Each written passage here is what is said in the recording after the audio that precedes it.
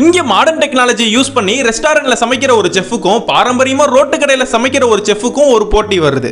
ஏன்னா இத்தனை வருஷமா ஒரு ஹோட்டல் வச்சிருந்தவருக்கு எதிர்த்தாப்புலயே ஒரு மாடர்ன் ரெசார்ட் ஒன்னு வருது. அதனால அங்க உள்ள எல்லாரும் சேர்ந்து இதுல யாரு பெஸ்ட்னு போட்டி வைக்கிறாங்க. ஃபர்ஸ்ட் மாடர்ன் செஃப்பான பாலு தான் ஒரு பெரிய மீனை வெட்டி காட்டுறான். இவன் மீனை கத்திய வச்சு அழகா வெட்டுறத பார்த்த சுத்தி உள்ள எல்லா மக்களும் மிரண்டு போயிடுறாங்க.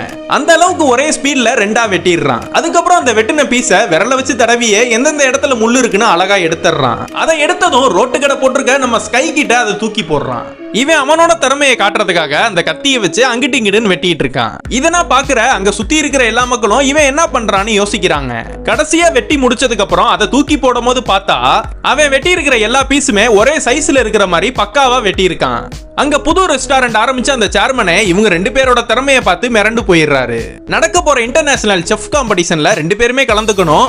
அங்க ரோட்டு கடை வச்சிருக்க ஸ்கை வின் பண்ணா நாங்க ஒதுங்கிக்கிறோம், சப்போஸ் பால் வின் பண்ணா இங்க இருக்கிற ரோட்டு கடையவும் மாடர்ன் ரெஸ்டாரண்டா மாத்திடுவோம்னு பெட் கட்டுறாங்க. அடுத்து கொஞ்ச நாள்லயே அந்த காம்படிஷனுக்கான ஃபர்ஸ்ட் ரவுண்ட் நடக்குது. இதுல நம்ம ஸ்கை அவனுக்கு தெரிஞ்ச பாரம்பரியமான ஒரு டிஷ்ஷை சமைக்கிறான். ஆனா பாலு அவனுக்கு தெரிஞ்ச மாடர்ன் டெக்னாலஜி யூஸ் பண்ணி நல்ல பிரசன்டேஷன் பண்ணிடுறான். அதனால அந்த ரவுண்டுல டிஷ் எவ்வளவுதான் டேஸ்டா இருந்தாலும் பிரசன்டேஷன் ரொம்ப முக்கியம்னு பாலை வின் பண்ணிடுறாங்க.